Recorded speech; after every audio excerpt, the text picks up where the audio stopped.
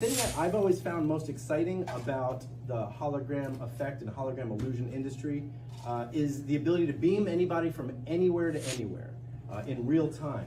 So what we've decided to do was we shrunk these giant hologram stage apparatus from big arena stage pieces into what you see right here. This is Portl. It's the size of a vending machine.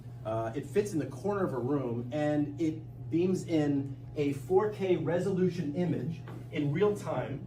You can create, you could beam anybody from anywhere to anywhere in real time. And when you're looking into the camera, you're looking into your audience's eyes. So if you're an educator, or if you're a politician, or if you're an inspirational speaker or a religious leader, you could beam from the safety and security of your own campaign headquarters, or from your own judges' chambers, or wherever you are, into anywhere that you need to be in real time. So I can distribute Portl hologram machines to any country in the world, and in real time you could beam from wherever you are into as many places at the exact same time.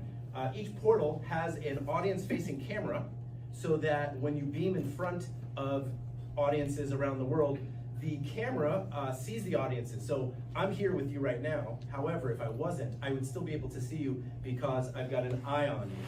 It's got speakers on both sides, so I can, so you can hear me when I'm not here, and it's all completely self-contained. My friends and I, we beamed Jimmy Kimmel to the Country Music Awards from Los Angeles while he was doing his opening monologue, standing on a similar screen. We used green screen at the time, but we beamed him to Nashville, thousands of miles away, time zones away, and in real time he was interviewing artists who had literally just won Country Music Awards, and then we were beaming them back using the same kind of reverse transmission, and they were performing live or doing an interview, and there was no latency.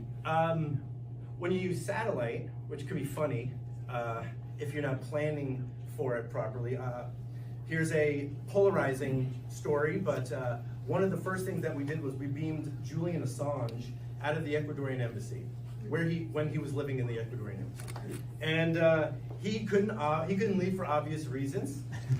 So what we did was we got a call. Julian Assange was promoting a book, and he wanted to promote it in the United States at a place called the Nantucket Project, which is like a TED Talks, but on a small island off the on Nantucket Island. And so what we did was we went up to the third story conference room inside the Ecuadorian embassy, had a satellite truck outside, and then we beamed his image as he was sitting on a white stool.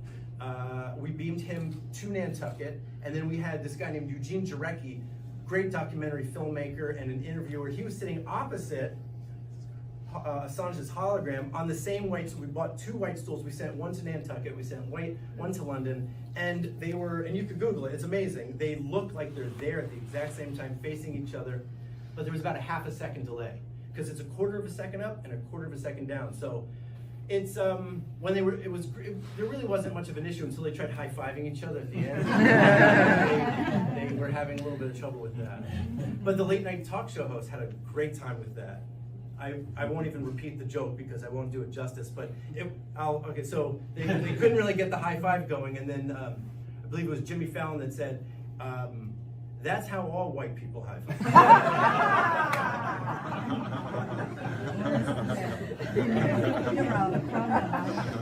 So there's late